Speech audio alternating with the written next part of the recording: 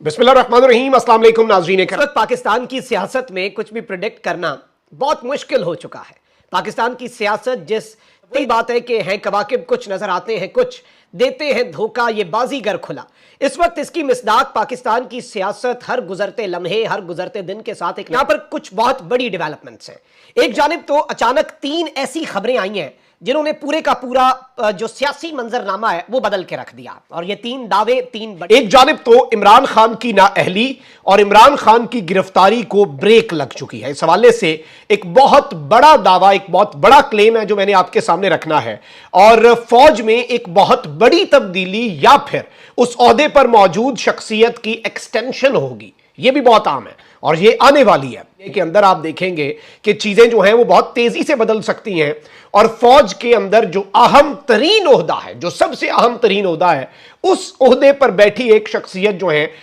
उनके हवाले से चीजें जो है वो भी मैं आपके सामने रखूंगा। और सुप्रीम कोर्ट और पीएम हाउस में जो अनहोनियां हैं उस हवाले से जराई जो इस वक्त खबरें दें। और नवाज शरीफ का अब तक का सबसे बड़ा इम्तिहान जो है वो शुरू हो चुका है। और नवाज शरीफ जो है इस वक्त जिस तरह से वो फंस चुके हैं, आप उसका भी अंदाजा नहीं लगा सकते कि नवाज शरीफ साहब की सूरत हाल, उनकी सिचुएशन इस वक्त क्या है। अच्छा, यहां पर 2-3 थ्योरीज हैं और जारी बात है कि मार्केट जो है उसके अंदर बहुत सी थ्योरीज गर्दिश करती रहती हैं। ये कोई नई बात नहीं है। पाकिस्तान की सियासत में हमेशा 4-5 पहलू रहते हैं और ये थ्योरीज मैं गाए बगाए आपके सामने रखता भी आया हूं और आपके सामने मंजरनामा क्लियर करने की भी कोशिश करता रहा हूं कि जी जो नून लीग के करीब समझे जाने वाले सहाफी हैं वो क्या नैरेटिव बना रहे हैं। उनके नैरेटिव बनाने से आप नून लीग के मकासद या नून लीग की जो सोच है उसे समझ पाते हैं। फिर ताकतवर हलकों के करीब समझे जाने वाले सहाफी हैं वो किस तरह अपने नैरेटिव को शेप करने की कोशिश कर रहे हैं, लोगों के नैरेटिव को शेप करने की कोशिश कर रहे हैं, या फिर किस चीज के लिए ग्राउंड्स बना रहे हैं। फिर पीपल्स पार्टी के भी कुछ लॉयलिस्ट हैं जो उनके वफादार हैं। जारी बात है, मेरा जाती तौर पे यह मानना है कि अवाम के सामने आपको अपना नैरेटिव नहीं रखना चाहिए, अपना नैरेटिव अवाम के ऊपर थोपना नहीं चाहिए। लोग जो हैं, जो व्यूअर्स हैं, जो सुनने वाले हैं, वो डंब नहीं है, वो बहुत अक्लमंद लोग हैं। और यकीन माने जितना ये साफियों का टोला समझता है ना कि लोगों को हम जो भी सिखा देंगे, जो पट्टी पढ़ा देंगे, मैं आपको ये दावे से कह रहा हूं कि लोग इन सारे साफियों से बशमूल मेरे ज्यादा अक्लमंद, ज्यादा पॉलिटिकली अवेयर और ज्यादा जो उनकी पॉलिटिकल सेंस है वो बहुत ज्यादा बेहतर है। और इसीलिए हमारा हक बनता है बतौर साफी कि हम सारी चीजें जो जो हो रही हैं वो एज इट इज मुख्तलिफ थ्योरीज अवाम के सामने रखें और जजमेंट जो है वो अवाम की होनी चाहिए। अपनी जजमेंट करके, खुद ही वकील बन के, खुद ही जज बन के, खुद ही फैसला करके उस फैसले को अवाम के ऊपर थोपना जो है वो मैं समझता हूं इंटेलेक्चुअल डिसऑनेस्टी होती है और अवाम समझ सकती है। अच्छा, अब जरा बढ़ते हैं आगे, क्योंकि ऑलरेडी आपको पता है कि एक थ्योरी यह है कि इमरान खान साहब जो है उन्हें वक्त दिया गया था कि 30 जून तक यानी कि ईद के दिनों तक खान साहब आप अपने मामलात देख लें और आप जो है अब खुद को माइनस कर लें। बाहर जाने की ऑफर्स भी मौजूद हैं और उसके साथ ही साथ और भी कुछ ऑफर्स हैं, पॉलिटिक्स से माइनस हो जाए। इस सब के अंदर यह खबर भी आ रही है कि जी असद उमर साहब, परवेज खटक साहब, इन सब ने कहा है कि खान साहब आप बस इतना अनाउंस कर दें कि आप वजारत उज़्मा के उम्मीदवार नहीं है, वरना फिर आइंदा आने वाले दिनों में या ईद के बाद आप एक और सियासी कुव्वत जो है, क्योंकि आईपीपी ठुस हो चुकी है, इस्तेहकाम पाकिस्तान पार्टी के गुब्बारे से हवा निकल चुकी है, तो इस्तेहकाम पाकिस्तान पार्टी जो है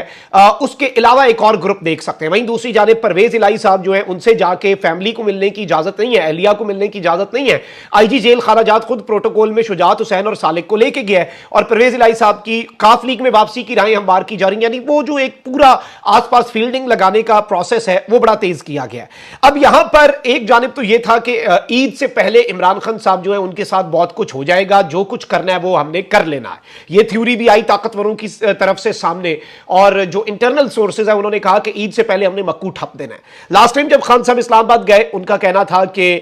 मुझे गिरफ्तार किया जा सकता है, मैं ज़हनी तौर पर तैयार हूं। इस मरतबा खान साहब जब आज इस्लामाबाद आए तो खान साहब ने एक दिन पहले खिताब में अवाम को बता दिया कि मुझे अरेस्ट किया जा सकता है, मैं मुकम्मल तौर पर तैयार होकर जा रहा हूं, ज़हनी यकीनी तौर पर खान साहब इस मरतबा जमान पार्क के बजाय बनी गाला भी गए वापसी पे। और इमरान खान साहब ने यह भी कहा कि पुरअमन एहतजाज जरूर करना है, आपको डराया गया है, आपको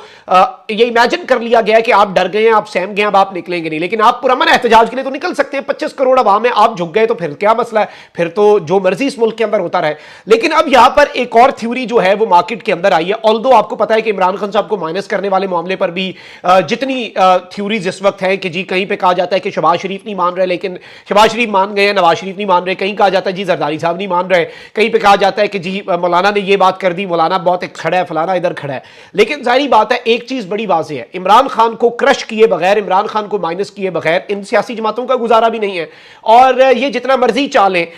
ये इनकी सियासी बका भी, वो जो राना सनाउल्लाह ने कहा था या तो ये रहेगा या हम रहेंगे, ये वो वाली बात आ चुकी है। और ये सियासी तौर पे नहीं, ये अमलन ये इस बात के ऊपर इनकी ये सोच है कि अगर इमरान खान माइनस ना हुआ तो हमारी अगली पिछली सारी सियासतें खत्म है, हम मुकम्मल तौर पे। There is a reason, Nawaz Sharif जैसा इतना बहादुर, इतना शेर बंदा, यानी नवाज शरीफ से ज्यादा बहादुर तो पाकिस्तान की तारीख में कोई नहीं है ना। मरीम नवाज कहती हैं कि इमरान खान गिरफ्तारी के डर से जमान पार्क में दुबका बैठा। नवाज शरीफ की आप बहादुरी देखें ना कि अपनी बेटी को इधर छोड़ के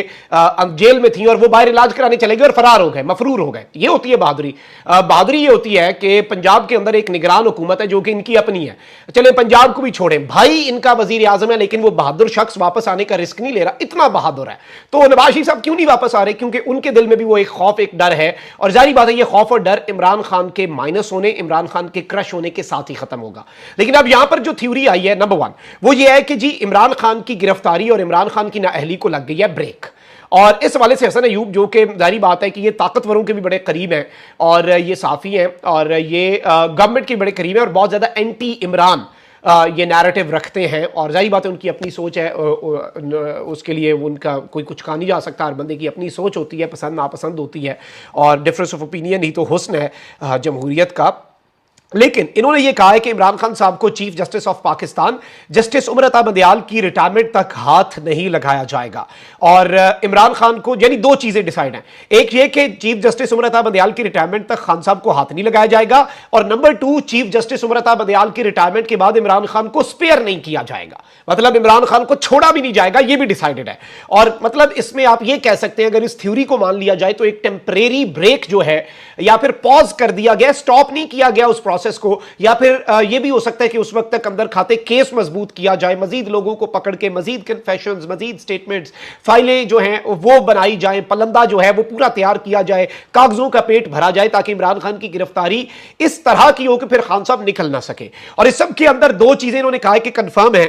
कि 16 सितंबर से पहले नहीं होंगी, वो है इमरान खान की गिरफ्तारी और इमरान खान की नाअहली। लेकिन यह कंफर्म्ड है कि यह होनी ही होनी है और यह फैसला उस लेवल पे लिया जा चुका है जहां पे पॉलिटिकल स्टेक होल्डर्स का भी इसमें कोई किरदार नहीं होता। अच्छा, अब यहां पर मैं आपको यह भी बता दूं कि निगरान सेटअप जो है वो इस वक्त जारी बात है बन रहा है, उस हवाले से नेम्स कंसिडर हो रहे हैं, लॉबिंग हो रही है, और जो लॉबी है वो बहुत से लोग कर रहे हैं, वो अपनी अपनी सीवियां जमा करवा रहे हैं जहां पे करवाई जाती हैं। और 3 ओहदे बड़े अहम हैं,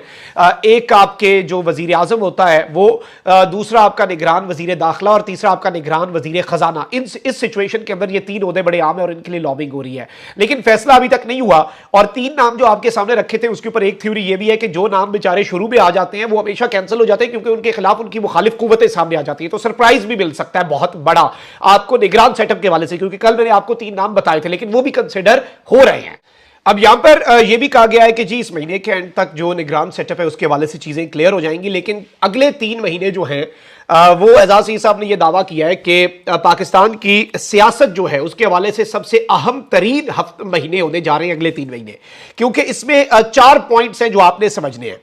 एक तो यह है कि निगरान हुकूमत बननी है इन 3 महीनों के अंदर और वो सब कुछ वाजे कर देगी। दूसरा, ISI की जो चीफ है, और यह कहना है एजाज सईद साहब का कि ISI की जो चीफ है लेफ्टिनेंट जनरल नदीम अंजुम साहब, उनकी मुद्दत पूरी हो रही है और नवाज शरीफ साहब ने आज तक किसी चीफ को एक्सटेंशन नहीं दी। और जाहिर बात है कि ISI का चीफ लगाना टेक्निकली GHQ का या आर्मी चीफ का काम नहीं होता, ये वजीर आजम का काम होता है। तो क्या इस सारे सिनेरियो के अंदर जो मौजूदा ISI के चीफ हैं लेफ्टिनेंट जनरल नदीम अंजुम, पाकिस्तान की बेहतरीन इंटेलिजेंस बल्कि दुनिया की बेहतरीन इंटेलिजेंस एजेंसीज में हमारी ISI आती है, उसके जो चीफ हैं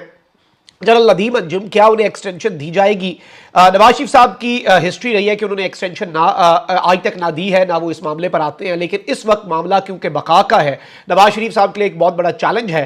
तो शायद एक्सटेंशन, क्योंकि वो कंटिन्यूएशन ऑफ पॉलिसीज होता है ना, तो वो बड़ा एक चेंज आ जाता है, वो जाहिर बात है सेट होने में टाइम लगता है, एक नया शख्स जो आता है उसे अपने से अपनी टीम लाने में बड़ा वक्त लगता है। इस सब के अंदर इन 3 महीनों के अंदर इमरान खान साहब का जो पॉलिटिकल फ्यूचर है वो भी वाजे हो जाना है, और अदालती मंजरनामा क्या होगा, जस्टिस काजी फाइज ईसा आएंगे या उनके आने से पहले ही कोई बहुत बड़ा मसला बना दिया जाएगा और आने के बाद कोई जस्टिस काजी फाइज ईसा मसला करेंगे, ये चीज भी इस वक्त मंजर-ए-आम पर आ रही है। लेकिन यहां पर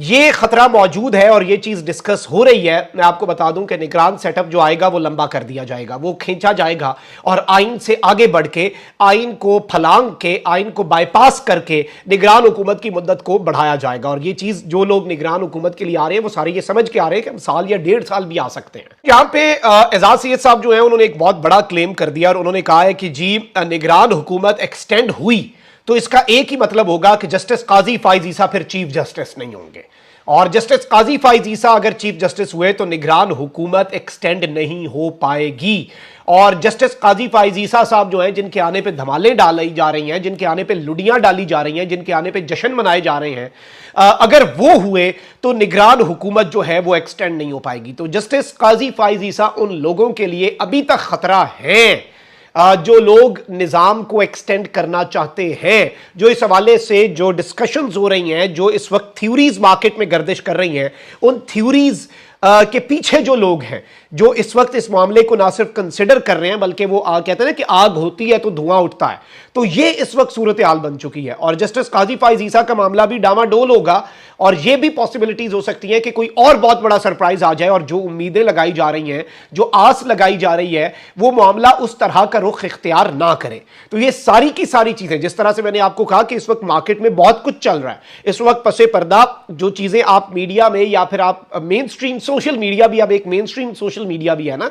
डिजिटल मीडिया एक इंडस्ट्री है, उसमें सामने सामने जो मोटी मोटी चीजें हैं वो सिर्फ टिप ऑफ द आइसबर्ग है। लेकिन जो पसे पर्दा चल रहा है, जो अंदर खाते चल रहा है, जो बंद कमरों के अंदर चल रहा है, वो मैं समझता हूं कि 99% ऑफ द अपडेट्स और 99% of the politics depends on that which is happening behind close doors. जो बंद कमरों के अंदर हो रहा है वो 99% है जो आपकी सियासत है, और उसमें से जितनी खबरें बाहर आती हैं वो हम कोशिश करते हैं कि मुख्तलिफ